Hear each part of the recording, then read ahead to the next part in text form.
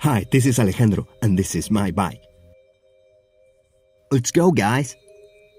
Hey, first off, I would really want to thank you for taking your time to watch these videos. It really is an honor to have you here, and I'll be open.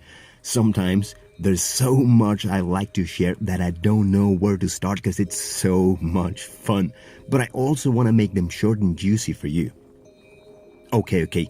This week wanted to talk about something, but something else kept popping into my mind.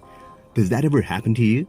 We have an idea of what we want to do, where we want to go, but things keep happening that send us crashing and burning against the ground.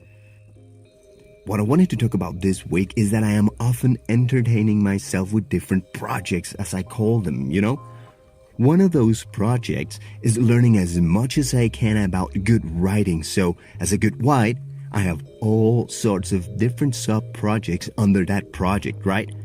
So, I wanted to talk about how I was completely left in awe in part 15 with the idea of how our language is the audible form of our thoughts.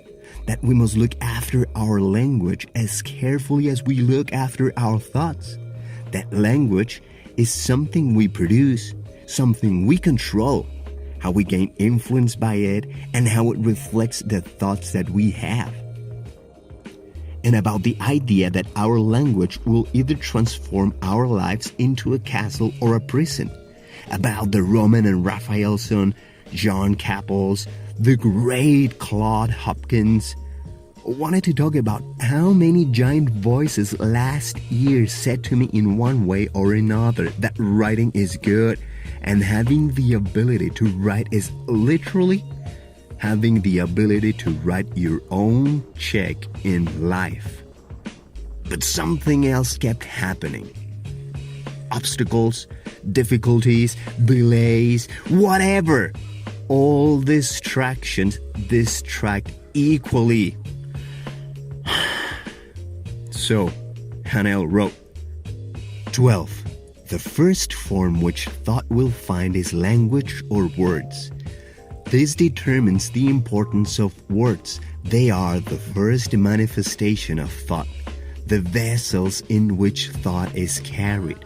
They take hold of the ether, and by setting it in motion, reproduce the thought to others in the form of sound. And again, rejected, delayed, addicted to all peptides, crash and burn into the ground again. He also wrote, 3.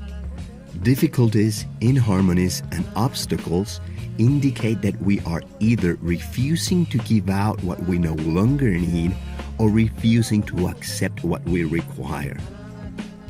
Hey, we all have good days and better days, and there's often a blind spot we have missed.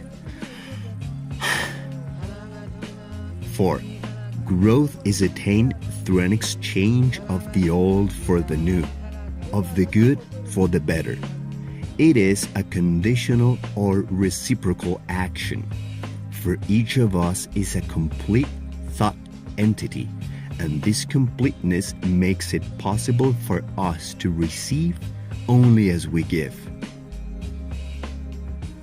I'm pretty sure I have blind spots, that I refuse to exchange all beliefs, and one of my projects for this year is self-control, so already it is being an interesting exploration so far.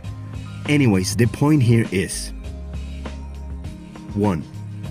The laws under which we live are designed solely for our advantage. These laws are immutable, and we cannot escape from their operation.